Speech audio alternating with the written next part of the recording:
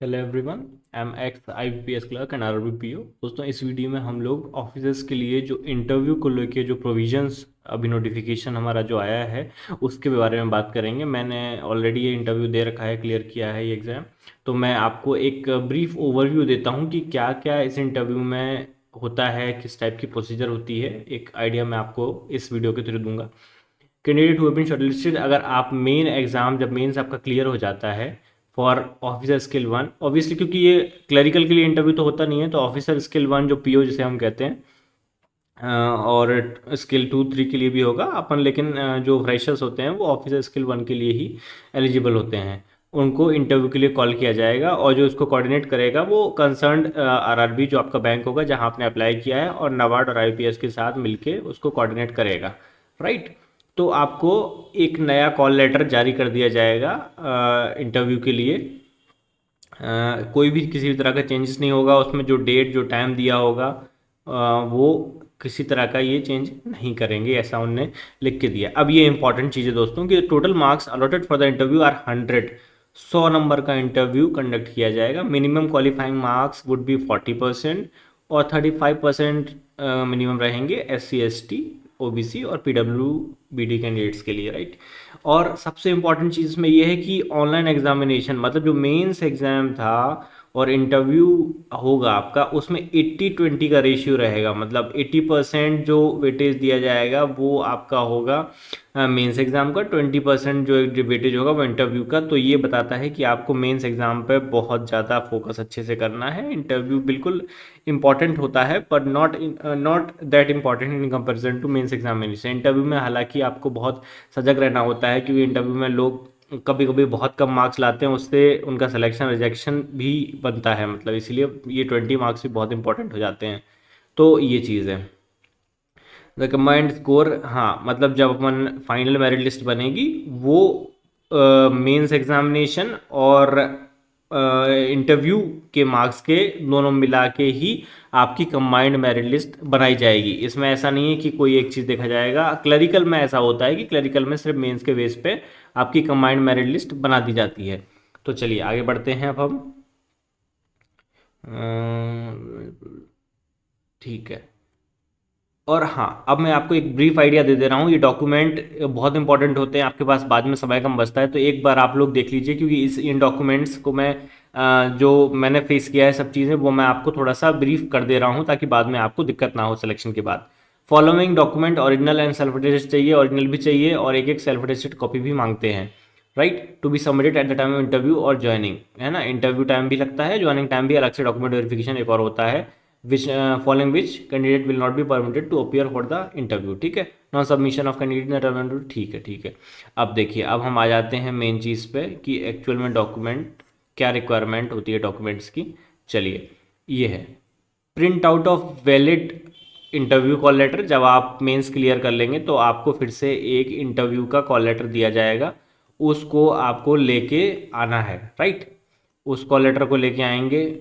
उसके बाद अगर अब हम देखें, उसके बाद ये देखिए most important documents, valid generated print of online application. ये बहुत बच्चे मिस्टेक करते हैं, जब आप फॉर्म भरते हैं तो उस ऑनलाइन एप्लीकेशन का PDF अपने पास सेव कर लीजिए। हालांकि ऐसा नहीं है, दिक्कत होती है बाद में, IBPS की वेबसाइट पे आ जाता है ये चीज़ भी, पर ऑनलाइन एप्लीकेशन का प्रिंट आउट लेके रख लिया करिए हमेशा, हर एग्ज़ाम का मैं आपको सजेस्ट करूँगा, है ना। जो फॉर्म भरते हैं फिर PDF आता है ना, उसी की बात ये कर रहे हैं। Proof of date of birth, DOB के लिए 10th की मार्कशीट चल जाती है, बर्थ सर्टिफिकेट है तो वो भी चल जाएगा। आइडेंटिटी प्रूफ, है ना, और मार्कशीट फॉर ग्रेजुएशन और इक्विवेलेंट एग्जामिनेशन, मतलब आप ग्रेजुएशन की जो मार्कशीट्स हैं और जो आपके जो PDFs रहेंगे वो सारे आपको सबमिट करने हैं।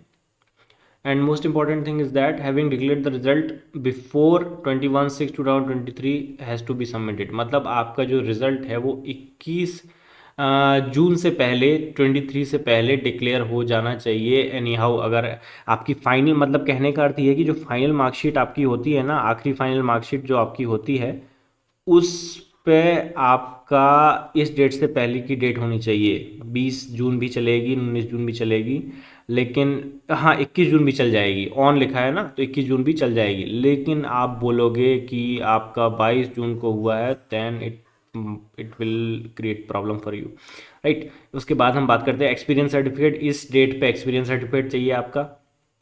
कास्ट सर्टिफिकेट होगा, जो SC ST OBC कैंडिडेट्स हैं उनके लिए कास्ट सर्टिफिकेट चाहिए होता है, right. Income asset, EWS candidate के लिए इनकम असेट चाहिए होगा, right. Government of India prescribed EWS category के लिए, और उसका जो फॉर्मेट है उसी फॉर्मेट पे आपको बनवाना है, गलती नहीं करनी है फॉर्मेट में, राइट। अब government of India disability certificate हो गया ये सब।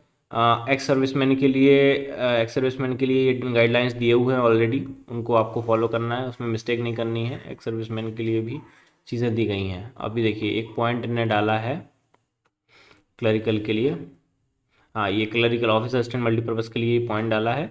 अब ये बहुत इंपॉर्टेंट पॉइंट है जो बहुत लोगों को प्रॉब्लम क्रिएट करता है, that is candidate serving government, quasi government office, public sector undertakings, nationalize banks and financial institutions में जो काम कर रहे हैं are need to produce NOC, मतलब उनको NOC चाहिए at the time of interview, right, in original. कभी भी फोटोकॉपी अलाउ नहीं होती है NOC की।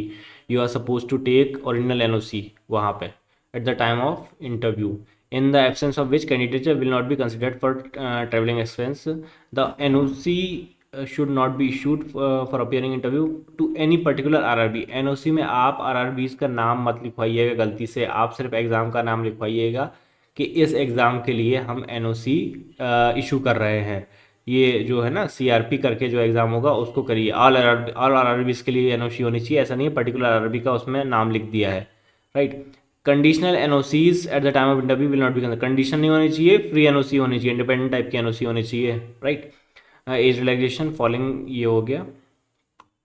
NOC को लेके बहुत दिक्कतें होती हैं दोस्तों, आपको हमेशा ध्यान देना है कि आपका जो एम्प्लॉयर NOC दे रहा है वो किस टाइप की दे रहा है, उसमें किसी भी टाइप की कंडीशन नहीं होनी चाहिए।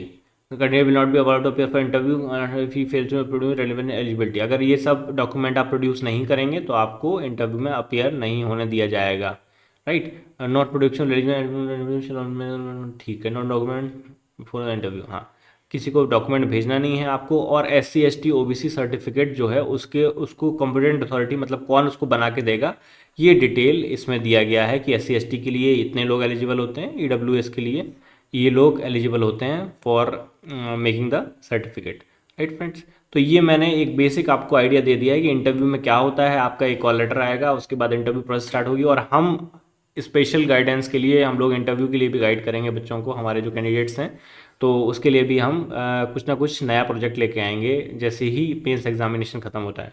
Okay, so thanks for watching and subscribe to the channel and bye, thank you.